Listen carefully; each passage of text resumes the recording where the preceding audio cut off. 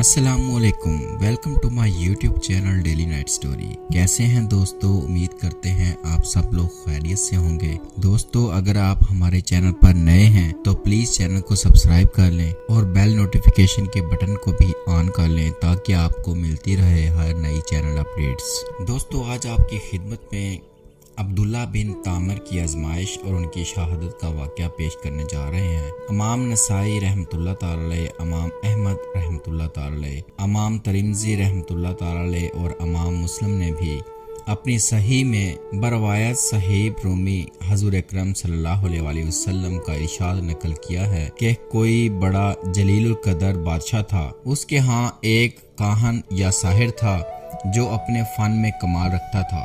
اس کی سلطنت گویا اسی کے جادو کے بل بوتے پر قائم تھی۔ بادشاہ کے دشمنوں کو وہ اپنے جادو کے زور سے ہلاک کر دیتا تھا۔ لڑنے جھگڑنے کی ضرورت نہ پڑتی تھی۔ امرائے سلطنت اور ارکان دولت اگر بادشاہ سے ناراض ہوتے یا سرتابی کرتے تو یہ اپنے جادو سے ان کا رخ بادشاہ کی طرف موڑ دیتا تھا۔ اس طرح وہ ہر کام جادو سے کرا لیتا تھا۔ جب وہ جادوگر بوڑھا ہو گیا اور اس کو اپنی زندگی سے نا امیدی ہوئی تو اس نے بادشاہ سے عرض کیا کہ میں بوڑھا ہو گیا ہوں، میری عمر اخیر ہونے کو ہے، آپ کوئی ذہین اور سمجھدار لڑکا میرے سپرد کریں تاکہ میں اس کو اپنا علم سکھا دوں، تاکہ میرے بعد وہ آپ کے امور سلطنت کو درست رکھے۔ چنانچہ بادشاہ نے ایک عاقل اور ہوشیار لڑکا اس کے حوالے کر دیا۔ وہ لڑکا اس جادوگر کے پاس صبح و شام حاضر ہونے لگا اور جادو کا فن سیکھنے لگا۔ راستے میں ایک راہب اپنے صومعہ میں رہتا تھا۔ ایک دن اس لڑکے نے دیکھا کہ بہت سے لوگ عبادت خانے سے نکل رہے ہیں۔ اس لڑکے نے معلوم کیا کہ یہاں کون رہتا ہے۔ لوگوں نے بتایا کہ یہاں ایک راہب رہتا ہے۔ یہ سن کر وہ لڑکا بھی اس راہب کے پاس پہنچا اور اس کی باتیں سنی۔ راہب کی باتوں سے اس کا قلب متاثر ہوا۔ راہب نے اس لڑکے کو دین حق اور توحید کی تعلیم دینی شروع کی تو وہ لڑکا ایمان لے آیا۔ یہ لڑکا جادوگر کے پاس جاتے ہوئے راستے میں راہب کے پاس ٹھہر جاتا تھا اور دیر ہو جانے کی وجہ سے جادوگر اس لڑکے پر غصہ ہوتا تھا اور زد و کوب کرتا۔ لڑکا کہہ دیتا کہ مجھے گھر میں دیر ہو گئی۔ آخر جادوگر نے بادشاہ کے پاس شکایت کی۔ بادشاہ نے لڑکے کو تاکید کی کہ ساحر کے پاس سویرے پہنچا کرو۔ اس کے درباریوں نے کہا کہ یہ لڑکا سویرے گھر سے آتا ہے، راستے میں دیر کرتا ہے، تو بادشاہ اور ساحروں نے یہ خیال کیا کہ کھیل میں لگ جاتا ہوگا، اس لیے دونوں نے لڑکے کو خوب تنبیہ کی، لیکن لڑکا درویش کے پاس جاتا رہا۔ ایک دن یہ لڑکا راہب کے پاس سے بادشاہ کی طرف واپس ہو رہا تھا کہ کیا دیکھتا ہے کہ کسی مہلک جانور نے راستہ روک رکھا ہے۔ لوگ ادھر ادھر رکے کھڑے تھے۔ لڑکے نے دل میں خیال کیا کہ آج امتحان لیتا ہوں کہ راہب حق پر ہے یا ساحر حق پر ہے۔ یہ خیال کر کے اس نے ایک پتھر اٹھایا اور یہ کہہ کر اٹھایا کہ اے خدا، اگر اس راہب کا مذہب حق ہے تو اس پتھر سے اس جانور کو ہلاک فرما۔ اور وہ پتھر اس کو مار دیا اور وہ جانور اس سے فوراً ہلاک ہو گیا۔ لوگوں نے یہ واقعہ دیکھا تو کہنے لگے کہ اس کو جادوگری میں کمال حاصل ہو گیا ہے۔ لڑکے کی ہر جگہ تعریف ہونے لگی اور اس کی خوب شہرت ہو گئی۔ آہستہ آہستہ یہ خبر راہب تک بھی پہنچ گئی۔ اس نے لڑکے کو تنہائی میں بلا کر کہا، بیٹا تجھ کو اللہ تعالیٰ نے بزرگی و کمال سے نوازا ہے۔ میں جانتا ہوں کہ تیرا مرتبہ بہت بلند ہوگا اور تو کسی آزمائش میں مبتلا ہوگا، لیکن یاد رکھنا میں بہت کمزور اور بوڑھا ہوں، کسی کو میرا پتہ نہ دینا۔ لڑکے سے قول و قرار لے کر راہب مطمئن ہو گیا۔ ادھر راہب کی صحبت اور انجیل مقدس کی تلاوت و اتباع کی برکت سے حق تعالیٰ نے اس لڑکے کو ولایت عظمیٰ سے نوازا، یہاں تک کہ کوڑی، مادرزاد، نابینا اور لا علاج مریض اس لڑکے کی دعا سے شفا یاب ہونے لگے۔ لڑکا خوب مشہور ہو گیا۔ اس شہرت کو سن کر اس بادشاہ کا نابینا مصاحب اس کے پاس آیا اور خوب تحفے نذرانے پیش کر کے عرض کیا کہ مجھ پر بھی توجہ فرمائیے اور میری آنکھیں بھی اچھی کر دیجیے۔ لڑکے نے کہا کہ مجھے کوئی نذرانہ نہ ہدیہ درکار نہیں اور شفا میرے ہاتھ میں نہیں ہے، اللہ تعالیٰ شفا دینے والا ہے۔ اگر آپ اللہ وحدہ لا شریک پر ایمان لائیں اور شرک و بت پرستی سے توبہ کر لیں تو میں اللہ تعالیٰ سے دعا کروں گا پروردگار عالم آپ کی بینائی واپس عطا فرما دیں گے۔ وہ اندھا اسی وقت مجلس میں مشرف و با ایمان ہوا اور لڑکے نے دعا کی اور اس کی آنکھیں روشن ہو گئی۔ معمول کے مطابق جب یہ شخص بادشاہ کی مجلس میں حاضر ہوا تو بادشاہ کو اس کی بینائی پر تعجب ہوا۔ اس سے معلوم کیا کہ میری مملکت کے تمام معالج تیری آنکھ کے علاج سے عاجز ہو گئے تھے، آخر تجھ کو کس سے شفا حاصل ہوئی؟ مصاحب نے کہا کہ میرے پروردگار نے اپنی قدرت سے مجھے بینائی عطا فرمائی ہے۔ بادشاہ نے کہا کہ میرے سوا تیرا پروردگار کون ہے؟ مصاحب نے کہا کہ میرا آپ اور اس ساری کائنات کا پروردگار وہ اللہ ہے جس نے ساری مخلوق کو پیدا کیا۔ بادشاہ غضبناک ہوا اور مصاحب کو سخت سزا دی اور پوچھا کہ یہ عقیدہ تجھ کو کس نے سکھایا؟ سختی سے گھبرا کر اس نے لڑکے کا نام بتا دیا۔ بادشاہ نے لڑکے کو بلایا اور کہا کہ تجھ کو میری پرورش اور میرے جادوگر کے فیض سے یہ کمال حاصل ہوا ہے۔ لڑکے نے کہا کہ میرے اور آپ کے اور جادوگر کے ہاتھ میں شفا نہیں ہے، یہ اللہ کی قدرت پر موقوف ہے۔ بادشاہ سخت ناراض ہوا اور اس کو کڑی سزا دلوائی اور کہا یہ لڑکا بہت غائب رہتا تھا، معلوم ہوتا ہے کہ یہ کسی جگہ جاتا تھا، وہاں اس کے خیالات بدل گئے۔ جادوگر نے بھی دربار میں حاضر ہو کر عرض کیا کہ یہ لڑکا مدت سے غائب ہے، میرے پاس نہیں آتا۔ بادشاہ نے کہا اس سے سختی سے پوچھا جائے کہ یہ مدت سے کہاں رہا اور کس کے پاس آتا جاتا ہے۔ جب سختی حد سے بڑھ گئی تو لڑکے نے مجبور ہو کر گوشہ نشین راہب کا نام بتا دیا۔ بادشاہ نے راہب کو گرفتار کر کے حاضر دربار کیا اور اس سے کہا کہ اگر تو اپنے دین سے نہ پھرے گا تو تجھ کو آرے سے چیر دیا جائے گا۔ راہب نے کہا کہ میں ہرگز اپنے دین برحق سے نہ پھروں گا اور جو مصیبت آئے گی اس پر صبر کروں گا۔ چنانچہ بادشاہ کے حکم سے اس راہب کو آرے سے چیر دیا گیا۔ پھر مصاحب کو بلا کر یہی کہا۔ مصاحب نے بھی دین برحق کو چھوڑنے سے انکار کر دیا اور اس کو بھی آرے سے چیر کر شہید کر دیا گیا۔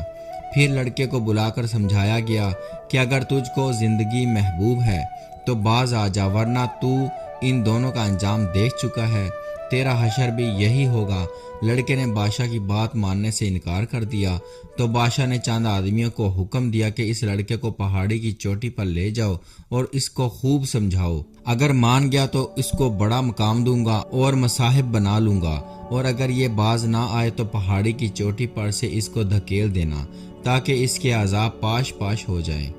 جب اس کو پہاڑ پر لے گئے اور سمجھایا دھمکایا تو لڑکے نے اللہ سے اپنی حفاظت کی دعا کی۔ اسی وقت پہاڑ پر زلزلہ پیدا ہو گیا اور شاہی لوگ پہاڑ پر سے گر کر ہلاک ہو گئے۔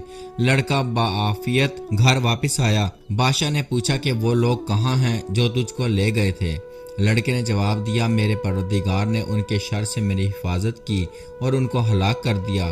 بادشاہ نے دوسرے چند آدمیوں کو حکم دیا کہ اس لڑکے کو ایک کشتی میں سوار کر کے دریا میں لے جاؤ، یہ اپنے دین سے باز آئے تو بہتر ہے ورنہ دریا میں پھینک دو۔ چنانچہ وہ اس کو دریا میں لے گئے اور سمجھایا۔ لڑکے نے پھر دعا کی تو کشتی الٹ گئی اور شاہی لوگ غرق ہو گئے اور لڑکا صحیح و سالم واپس آ گیا۔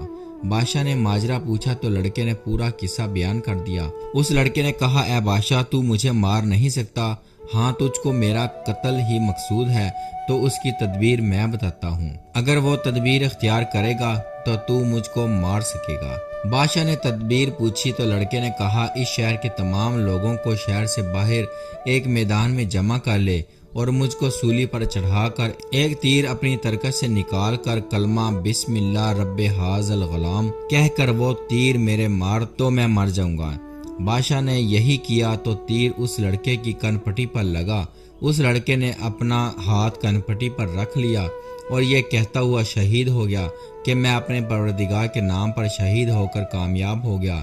اور اس واقعہ کو دیکھنے پر تمام لوگوں نے بآواز بلند کہا آمنا برب ھذا الغلام۔ یہ سن کر بادشاہ کے درباریوں نے کہا آپ نے ان تینوں کو ہلاک کر دیا ہے جو آپ کے مذہب کے خلاف تھے، مگر اب تو سب ہی لوگ آپ کے خلاف ہو گئے۔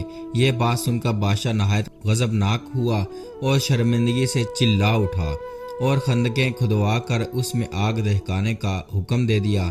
چنانچہ خندق میں آگ دہکائی گئی اس کے کنارے پر ایان سلطنت کرسیاں بچھا کر بیٹھ گئے اور سب کو حاضر ہونے کا حکم دیا اور کرندوں سے کہا کہ سب سے معلوم کرو، جو اپنے دین سے نہ پھرے اس کو آگ میں ڈال دو۔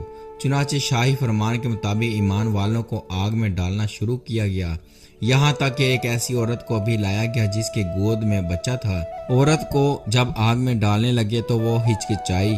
بادشاہ نے کہا کہ عورت کو رہنے دو، پہلے اس کے بچے کو آگ میں ڈال دو، شاید اس طرح وہ اپنے ایمان سے واپس ہو جائے۔ چنانچہ اس کے بچے کو آگ میں پھینک دیا گیا۔ بچے نے بلند آواز سے کہا، اماں جی آپ صبر کریں اور بلا گھبراہٹ بسم اللہ پڑھ کر آگ میں کود پڑو، یہ آگ گل گلزار بن جائے گی۔ عورت یہ سن کر بغیر کسی گھبراہٹ کے آگ میں کود گئی اور وہ آگ ایسی بھڑکی کہ اسے بادشاہ اور اس کے مصاحبین کو جو کرسیوں پر بیٹھے مظلوموں کو جلنے کا تماشا دیکھ رہے تھے سب کے سب کو جلا کر خاک کر دیا۔ حضرت ربیع بن انس رضی اللہ تعالیٰ عنہ فرماتے ہیں، اللہ تعالیٰ نے ان مسلمانوں کے آگ میں گرنے سے پہلے ہی ان کی روح قبض کر لی تھی، اس طرح ان کو اس آگ کی تکلیف سے اللہ تعالیٰ نے محفوظ رکھا۔ محمد بن اسحاق رحمۃ اللہ تعالیٰ نے اس واقعہ کو بہت تفصیل سے ذکر کیا ہے اور اس لڑکے کا نام عبداللہ بن تامر بتایا ہے، اور یہ بھی لکھا ہے کہ یہ واقعہ یمن کے شہر نجران میں پیش آیا تھا اور اس حادثہ میں اس ظالم بادشاہ نے تقریباً 20,000 آدمیوں کو آگ میں ڈال کر شہید کیا تھا۔ اس بارے میں دوسرے بھی اقوال ہیں۔ محمد اسحاق کی روایت میں یہ بھی ہے کہ یہ لڑکا عبداللہ بن تامر جس مقام میں مدفون تھا، حضرت عمر فاروق رضی اللہ تعالیٰ عنہ کے زمانہ خلافت میں اتفاق سے کسی ضرورت کی بنا پر وہ زمین کھودی گئی تو اس میں عبداللہ بن تامر کی لاش صحیح و سالم اس طرح برآمد ہوئی کہ وہ بیٹھے ہوئے تھے اور اس کا ہاتھ اپنی کان پٹی پر رکھا ہوا تھا۔ کسی دیکھنے والے نے ان کا ہاتھ جگہ سے ہٹایا تو خون جاری ہو گیا، پھر وہ ہاتھ اسی جگہ رکھ دیا گیا تو خون بند ہو گیا۔ اس عبداللہ بن تامر کے ہاتھ میں ایک انگوٹھی تھی جس پر اللہ ربی کندہ تھا۔ عامل یمن نے اس واقعے کی اطلاع فوراً حضرت عمر فاروق رضی اللہ تعالیٰ عنہ کو دی۔ حضرت فاروق اعظم نے جواب میں لکھا کہ ان کو ان کی سابقہ حالت پر انگوٹھی سمیت دفن کرو، چنانچہ ایسا ہی کیا گیا۔ اس واقعہ سے ہمیں یہ سبق ملتا ہے کہ ایمان پر جب استقامت کے ساتھ انسان ڈٹ جائے تو یقیناً اللہ کی مدد آتی ہے، لہٰذا وقتی آزمائشوں سے نہیں گھبرانا چاہیے بلکہ ایمانی استقامت کا مظاہرہ کرنا چاہیے، چاہے اس کے لیے جان ہی کیوں نہ دینی پڑے۔ اللہ تعالیٰ اس واقعہ سے سبق حاصل کر کے اپنے ایمان پر استقامت سے قائم رہنے کی توفیق عطا فرمائے، آمین یا رب العالمین۔